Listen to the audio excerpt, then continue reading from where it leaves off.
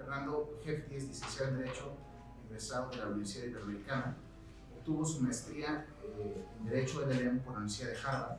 Tiene 35 años de experiencia en el sector público, donde ocupó, entre otros cargos, el secretario técnico de la Comisión Nacional de Inversiones Extranjeras, luego director general de Inversión Extranjera de la entonces ECOFI, administrador general jurídico de ingresos de la Secretaría de Hacienda y Crédito Público, comisionado de la Comisión Federal de Competencia, comisario propietario del sector Hacienda de la Secretaría de Hacienda y Crédito Público, fue negociador del Tratado de Libre Comercio de América del Norte, el capítulo de inversión, que vamos a explicar hoy, y luego del Tratado México, Estados Unidos y Canadá, el TEMEC, sobre el capítulo de anticorrupción.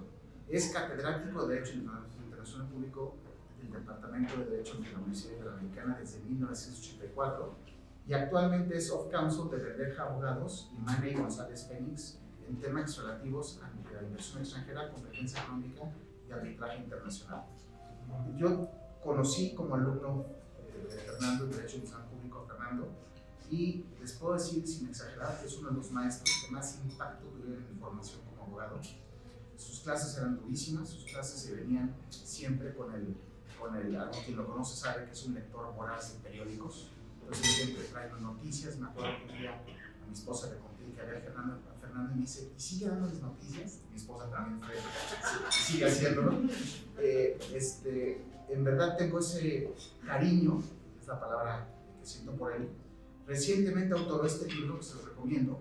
Habiéndolo leído de Derecho Internacional Público, lo siento como un expreso, como cuando tú un expreso, un destilado intenso de lo que tienes que saber sobre Derecho Internacional, y no quise dejar sin que lo haya pedido él, de decirles sobre la existencia de este libro. Y además, el tema que probablemente más explica que está el día de hoy con nosotros, y es el Tratado de Libre Comercio y un papel como árbitro de inversión. Yo veo a Fernando y veo lo que está pasando en el mundo de arbitraje e inversión, que tenemos un gran árbitro aquí, Fernando Estavillo, me podrá corregir, pero yo lo que veo es que aquellas discusiones que había en el pasado sobre, bueno, entramos al arbitraje o no, pero tiene estos problemas, está totalmente superado. Ahorita hay un problema de sobrearbitraje. O sea, yo los casos que recientemente veo con la gente que toca puerta, está saturado. Hay muchos casos. No hay tantos árbitros elegibles, porque tiene su chiste ser árbitro. Hay mucha gente que quiere ser árbitro, pero quien elige árbitros, y es algo que experiencias recientes me han dado mucho en qué pensar, ¿por qué estoy eligiendo a estas personas?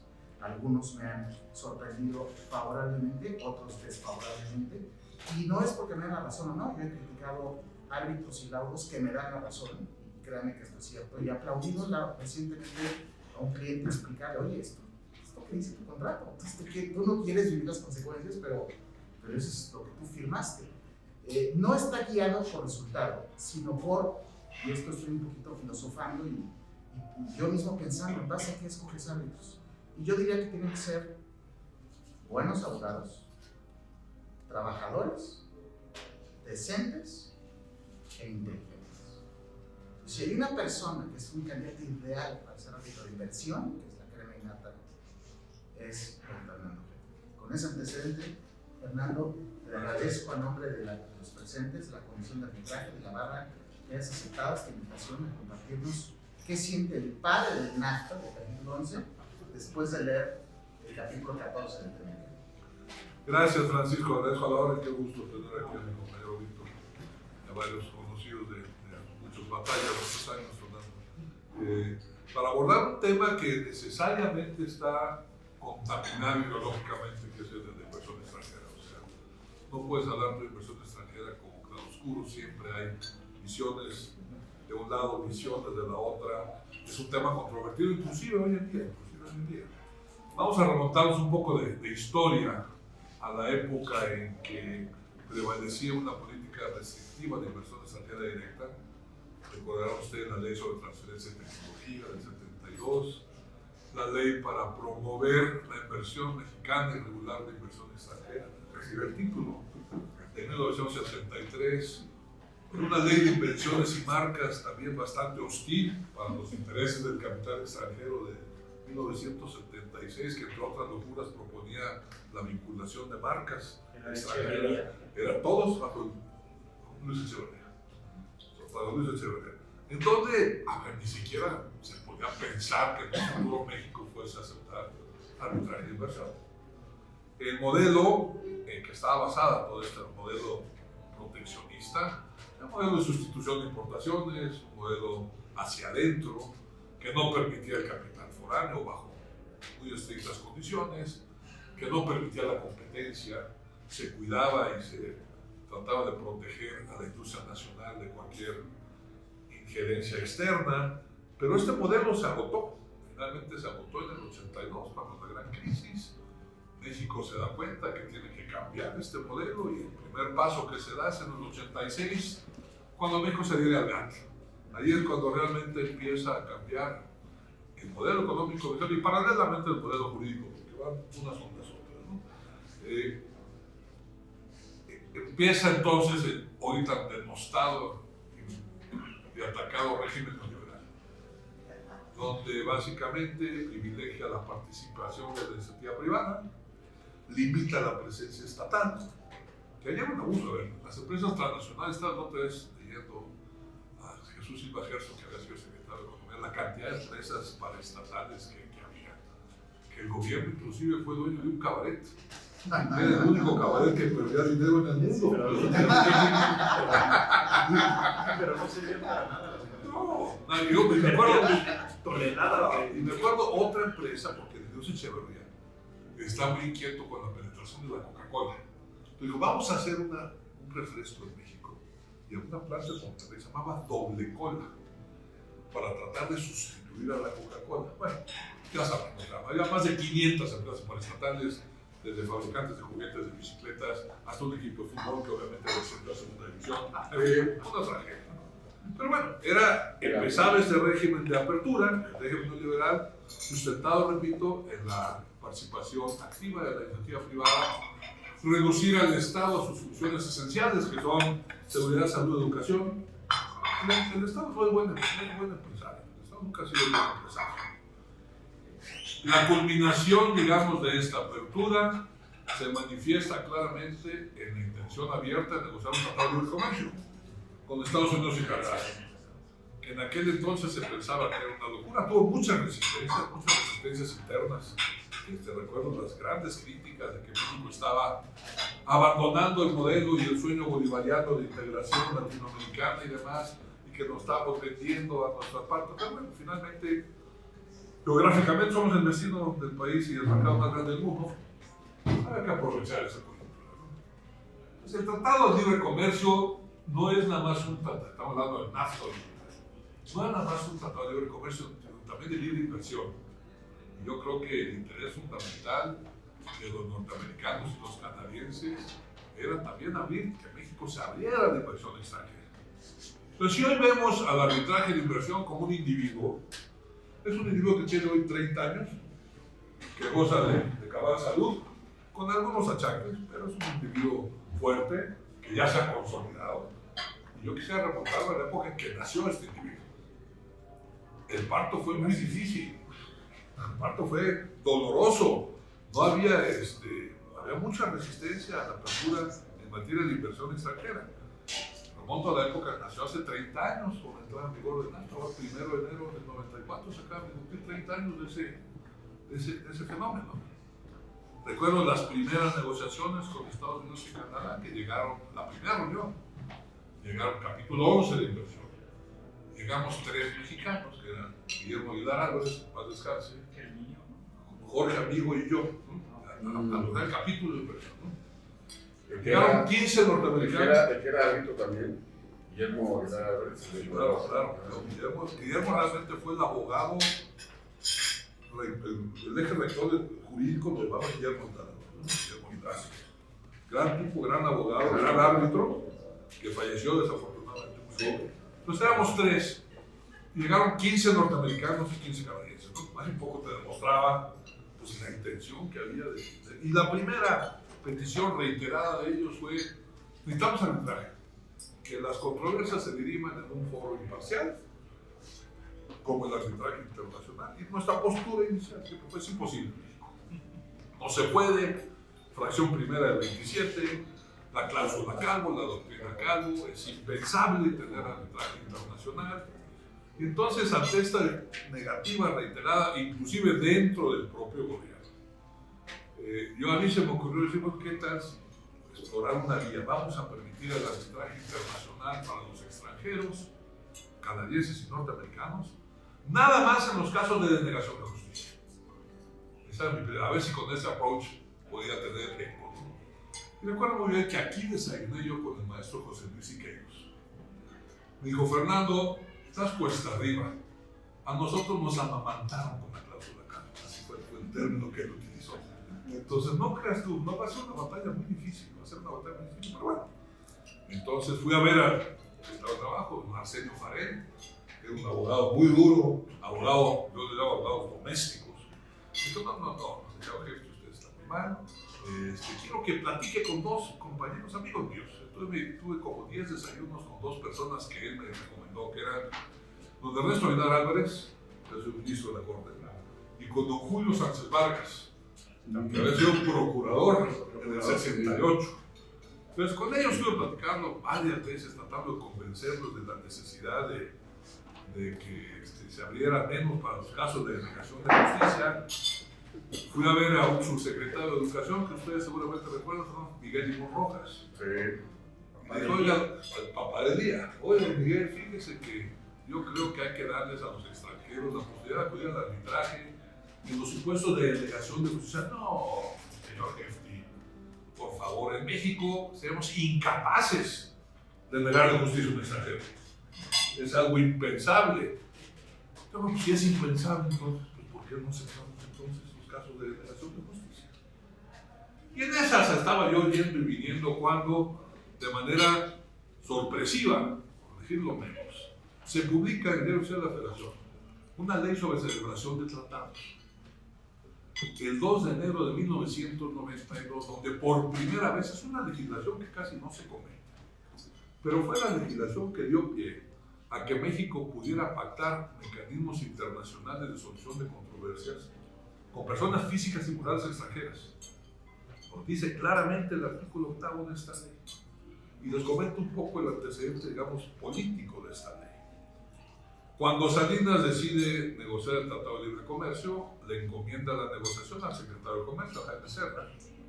Y quien se enojó mucho por esa decisión fue el entonces canciller Fernando Solana, porque él decía que siendo el tratado más importante que iba a negociar México, que debiera ser Relaciones Exteriores quien condujera la negociación.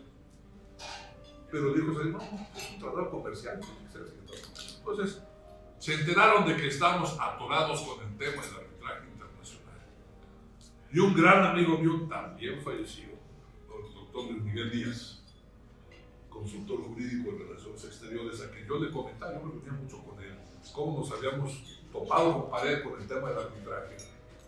Él fue con Solana y le dijo, aquí está, estos tontos de comercio no han podido destrabar la negociación. Aquí traigo este proyecto de ley sobre celebración de tratados que le va a permitir a México pactar arbitraje internacional. Y Solana fue con el presidente Salinas, y obviamente pero no nos dijeron nada a los negociadores del tratado. Entonces imagínense la cara que tuve que yo de poner cuando llega mi contraparte norteamericana, Fernando, y esta ley que acaba de publicar México, donde permites el arbitraje, y dije, hijo, me quería yo meter debajo de la tierra, ¿no? No es posible. Para acá un poco el contexto de grilla política que había ese nivel. ¿Ustedes creen que las discusiones en el legislativo para aprobar la ley sobre celebración de tratados, alguien mencionó la clave? No, hombre, ni idea. Pasó de noche, fue una bola rápida y nunca se dieron cuenta de los diputados y los senadores que era un cambio radical en el tema del acceso al arbitraje de personas físicas y morales extranjeras por primera vez. Negociaciones muy intensas con los norteamericanos y canadienses. Cada quien, recordarán ustedes que NAFTA excluyó totalmente al sector de energía, que era como vedado, porque era una cosa imposible de ni siquiera pensar que se pudiera negociar, por más que los norteamericanos insistieron en que pues, el sector energético es un sector importante, no había manera. Entonces cada país mantuvo sus reservas. Canadá, por ejemplo, las industrias culturales se reservaron la participación, no se permite inversión extranjera. ¿Qué son las industrias culturales? Radio, televisión, edición de periódicos, edición de revistas, está reservado a inversionistas canadienses. En fin, se diseñó el Tratado del Capítulo 11 con dos grandes secciones. La primera sección, ustedes ya conocen muy bien todos estos temas. La primera sección vienen las obligaciones sustantivas, trato nacional, una sección más favorecida a nivel mínimo de trato, requisitos de desempeño, que fue un tema importante, porque yo recuerdo en las épocas de la ley del 73, si una empresa extranjera tenía sus oficinas en un 6º piso y quería cambiarlas al 8º piso, requería permiso de la Dirección General de Inversiones Extranjeras. Si quería fabricar nuevas líneas de producción o relocalizar su empresa, su establecimiento industrial, requería permiso de la Comisión de Inversión Extranjera. Y se aprovechaba el viaje para imponer requisitos de desempeño. Yo te doy el acceso siempre y cuando generación de empleos, capacitación, balanza de pagos positiva y una serie de... En aquel entonces, digamos, el tema de inversión extranjera, no me dejarán de mentir, perdón, era el día de lo que vivían los despachos corporativos en México. Había especialistas en inversión extranjera y todos los despachos eran ávidos de conseguir asuntos con todo el mundo. Para todos se requería permiso. Todo eso se eliminó. El tema de las transferencias, de permitir las transferencias y el tema dedicado a la expropiación y compensación. Esas son las obligaciones sustantivas, digamos, que contenía el NAFTA. Y la sección B, que a mí fue la que en lo particular me tocó negociar, fue por primera vez la sección Investor States. Por primera vez la posibilidad de mecanismos de solución de controversia, precisamente el nacimiento de la arbitraje de inversión en México, con todas las dificultades que entrañaba, que era la primera vez que México inclusive pensaba en negociar algo similar. ¿No? La verdad no teníamos tanta experiencia, no teníamos experiencia en materia de arbitraje de inversión. Pero bueno, finalmente salió. Al menos yo tenía dos preocupaciones cuando me tocó negociar, todavía muy joven en aquel entonces, este capítulo, la sección B del tratado.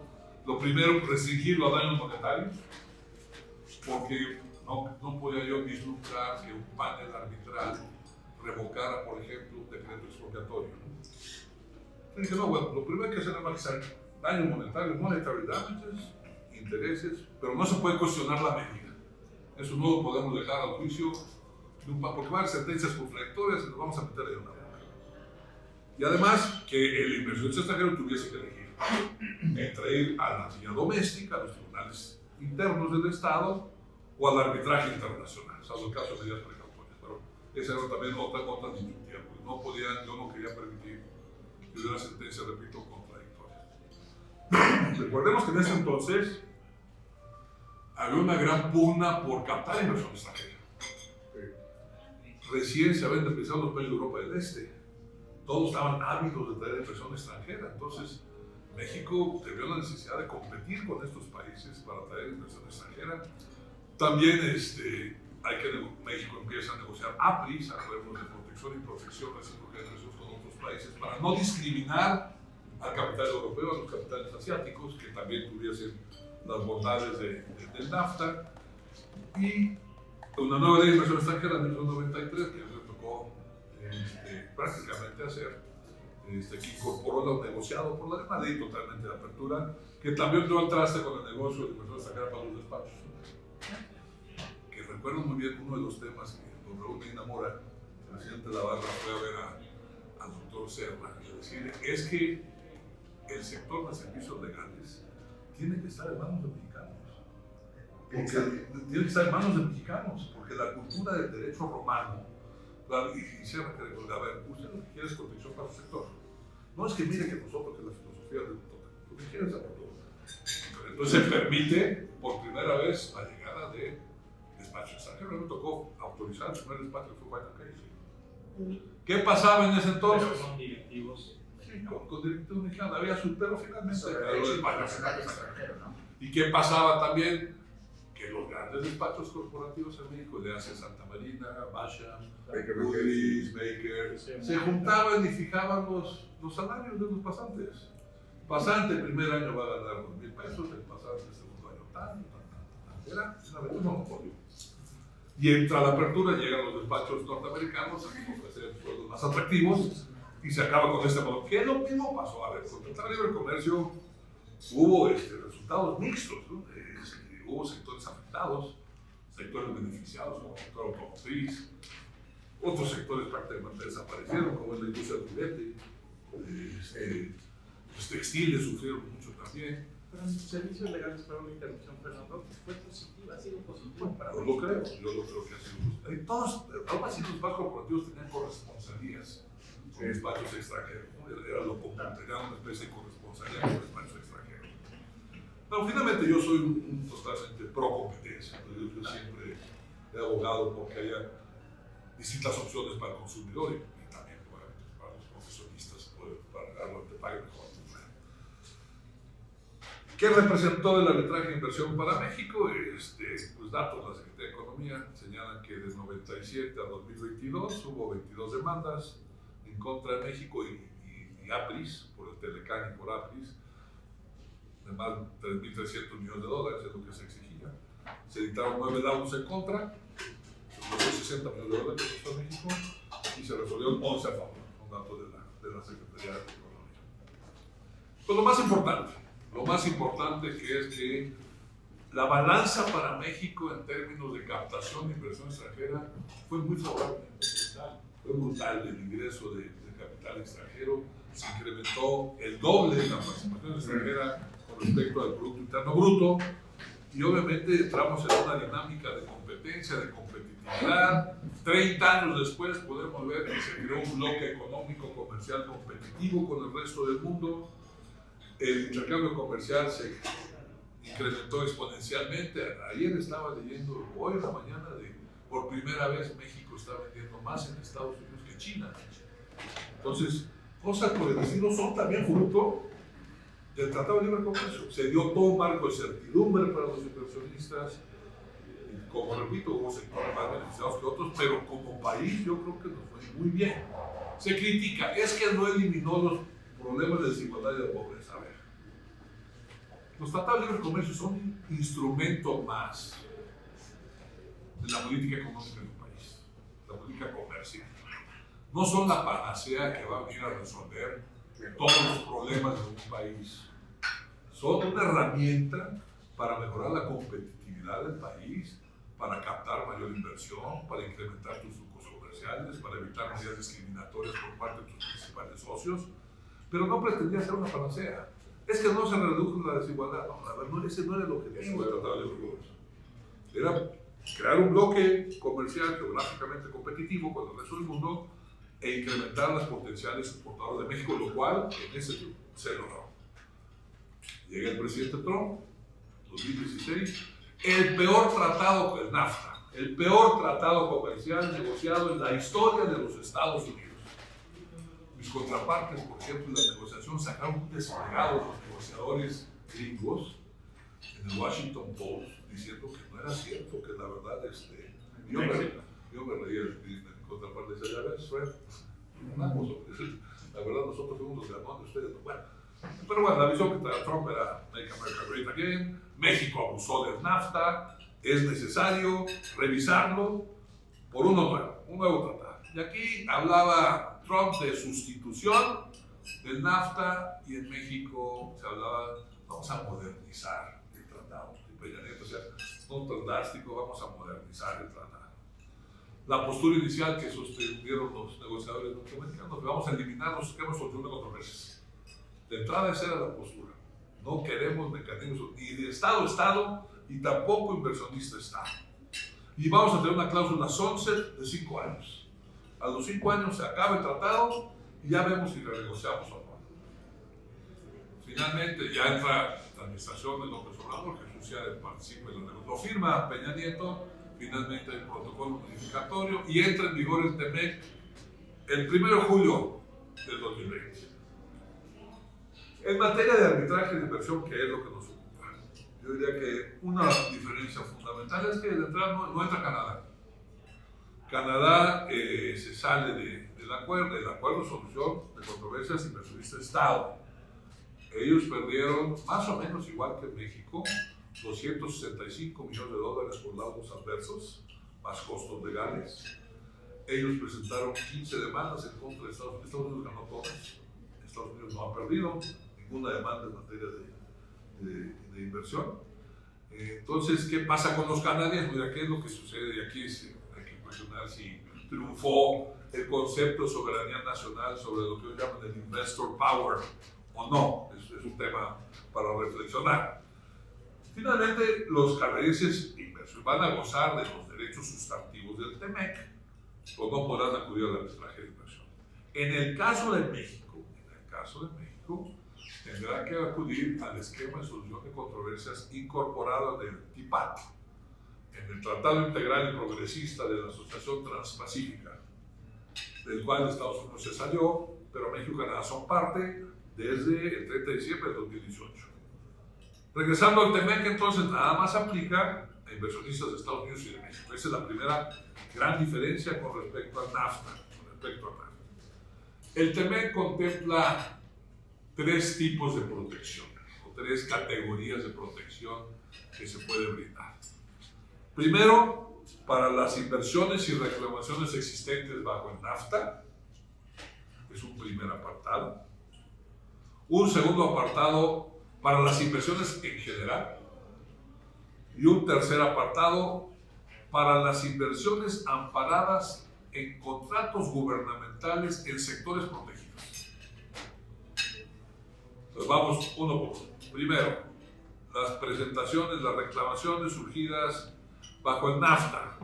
Se dio un periodo adicional de que empresas pudiesen presentar reclamos por violaciones ante el NAFTA de 3 años a partir de su terminación. O sea, las empresas tuvieron hasta el 1 de julio del año pasado para avisar su intención de iniciar procedimientos por violaciones al NAFTA. Este periodo, repito, venció el 1 de julio del año anterior. El segundo anexo pues, se refiere a las inversiones en general. El inversionista solo puede alegar lo siguiente: violaciones a trato nacional, nación más favorecida, expropiación directa y trato en casos de conflictos armados o revueltas civiles. Y se excluyen quizás los que más invocan los inversionistas extranjeros, que son reclamaciones por casos de expropiación indirecta y reclamaciones sobre el nivel mínimo de trato. Estos forzosamente se tendrían que ventilar ante los tribunales locales, Finalmente, para estas inversiones en general, solamente procederá la demanda si se obtuvo una sentencia favorable en una última instancia en los tribunales domésticos o si transcurrieron más de 30 meses desde que se inició el procedimiento ante el tribunal doméstico. Esta es una diferencia crucial.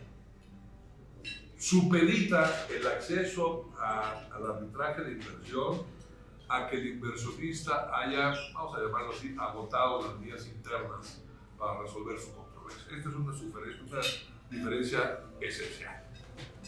Esto no aplica para el tercer grupo de inversiones, que son aquellas cubiertas por contratos gubernamentales que le confieran derechos al inversionista, contratos celebrados por escrito, en ciertos sectores. Aquí sí se puede demandar casos de expropiación indirecta y nivel mínimo de trato. Digamos, son los superprotegidos. Tú requieres un contrato gubernamental. ¿En qué sectores? Hidrocarburos y gas, energía eléctrica, telecomunicaciones, transporte y proyectos de infraestructura. Y si ven, en estos casos es donde pues, más se requiere o se requería, al menos antes de las últimas reformas, participación de capital extranjero. A ver, siempre hay que ver a la inversión extranjera no como un enemigo, sino como un complemento a la inversión nacional, a la inversión privada y a la inversión pública. En estos sectores, claramente hay interés de los inversionistas extranjeros, siempre y cuando se le dote de un marco jurídico de certidumbre. Esa es la esencia. Yo me acuerdo muy bien que Jaime Álvarez Soberani, mi mentor, decía que el inversionista extranjero busca 2 cosas con su inversión. Primero, y lo más importante, es seguridad. Si él no percibe seguridad, un marco jurídico estable, un habitado, no va a invertir. Y segundo, rendimiento, que sean negocios. Pero ante todo, antepone el tema de la seguridad, la certeza de inversión. ¿Quiénes son los países latinoamericanos que más demandas han tenido en los últimos años? Venezuela y Argentina, por cuestiones que ya todos conocemos. Entonces, sí se puede demandar expropiación indirecta en estos casos y sí se puede demandar nivel mínimo de trato. Para hacerlo deben transcurrir al menos 6 meses desde que se dio la violación, o el inversionista debe tener conocimiento de la misma, y no más de 3 años después de que ocurra. Se trata de tantos tecnicismos. Otras diferencias del arbitraje de inversión en el TEMEC: se acota el argumento de la nación favorecida, se excluyen protecciones brindadas por otros tratados. Ante preocupaciones del accionar de los árbitros en el NAFTA, se incluye por ahí un filtro de que le impide a los árbitros participar en otros procedimientos TEMEC, ni como abogados, ni como testigos, ni como nada. Se permite la amicus curiae, que el segundo artículo es algo favorable. Y antes de emitir el laudo definitivo, el tribunal arbitral le pasa un borrador del laudo a las partes. Pues no se sabe bien qué va a pasar para que lo examinen, lo critiquen, lo den a saber. Un poco tratando de aplicar la transparencia en materia de procedimiento. A manera de conclusión, se mantiene el arbitraje de inversión, lo cual es loable. En lo sustantivo, el capítulo es muy similar a NAFTA, Es más acotado que el esquema bajo el NAFTA. Yo creo que, a diferencia del NAFTA, el TEMEC tiende a favorecer más los intereses del Estado, no tanto los del inversionista. Esa es mi conclusión. Y bueno, y finalmente, no ha habido todavía arbitrajes TEMEC, solamente el tiempo nos va a decir qué tan válida es esta apreciación y qué tanto futuro va a tener. Pero ya se anunciaron. ¿No? Que decías que se tenían que anunciar. No, todavía, que yo sepa, no sé si tú sepas, todavía no. Es muy pronto todavía.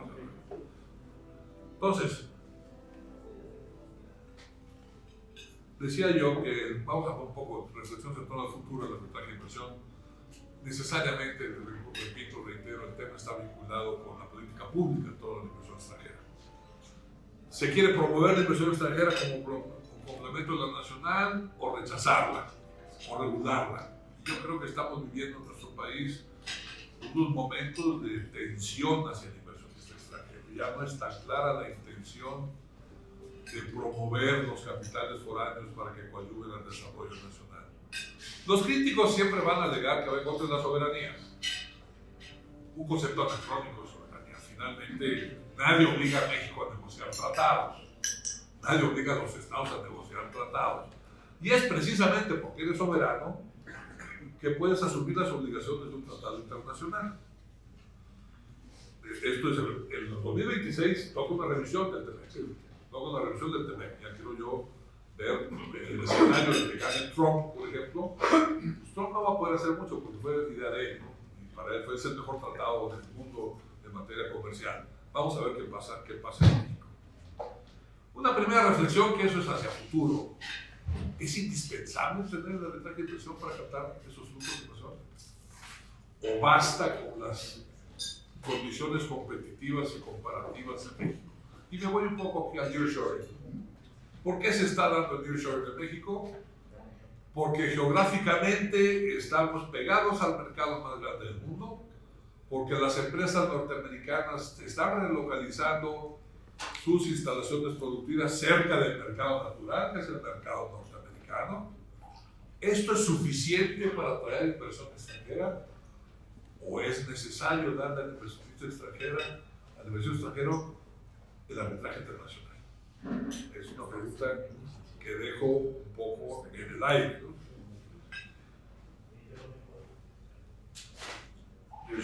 Quiero imaginar que ante la igualdad de ventajas competitivas y comparativas, pues el inversionista va a elegir a quien le brinde el acceso a la arbitraje de inversión. Pero bueno, es un tema.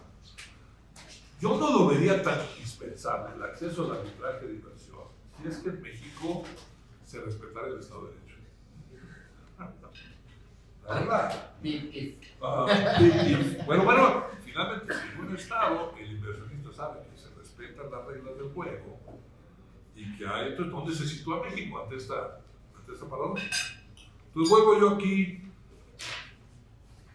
a lo que comentaba al comienzo. El inversionista debe percibir que no hay un riesgo político en su inversión, que no hay una actitud de animadversión frente al capital foráneo.